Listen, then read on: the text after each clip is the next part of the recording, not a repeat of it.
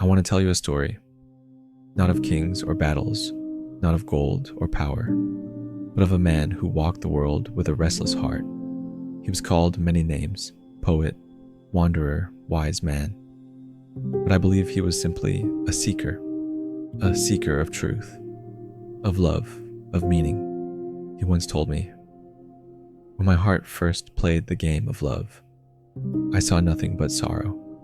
He said it like a confession, like a truth that weighed on his chest for years. "Where," he asked, "can I find a heart free from grief? For in all the world, I have never seen one."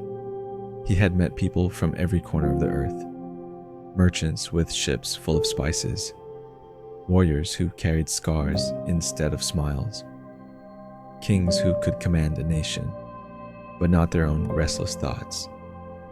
He told me a moment of joy with a true companion never comes to me. My breath will leave me before I find one soul who truly understands. And yet, he carried a secret in his heart, a secret he had watered with his own tears. But when I asked him why he didn't speak it aloud, he said, "To whom should I tell it? I have never met one who could hold it without judgment."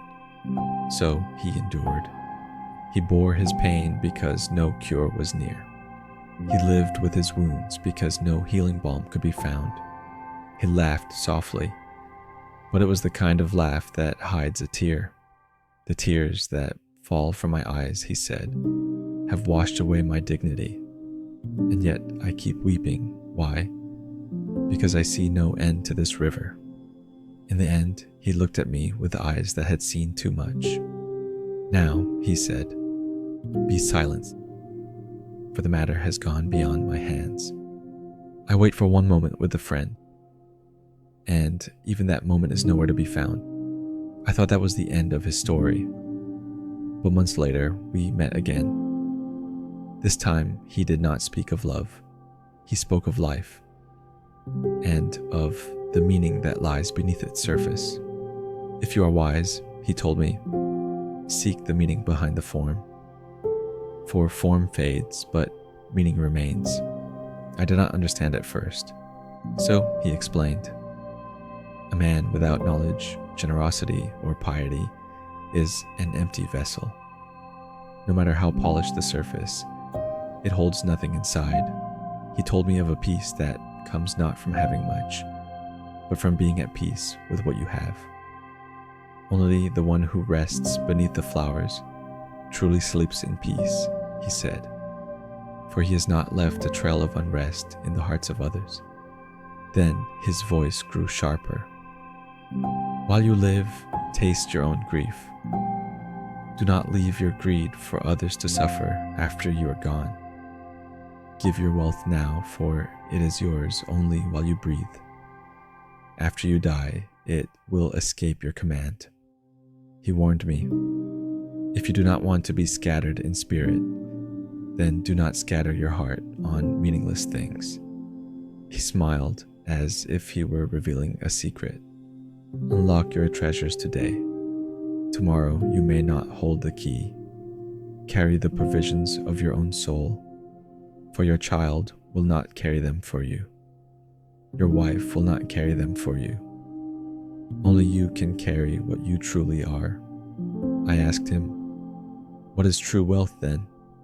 And he answered, "He who takes a share of goodness from this world into the next. That is the richest of all." He lifted his hands and looked at them. "No one will scratch my back when it itches. No one will lift my burden for me. So do not place everything in the palm of your hand, for tomorrow you may bite that same hand in regret." He spoke of humility, of wearing modesty like a cloak, for God's protection is the truest covering. He said, "Never send the stranger away from your door empty-handed. One day you may stand as a stranger before someone else's door. Greatness lies in giving to the one in need, for even the great fear the day they will need to ask." He told me to look at the broken-hearted, to see them clearly, because one day I might join their ranks.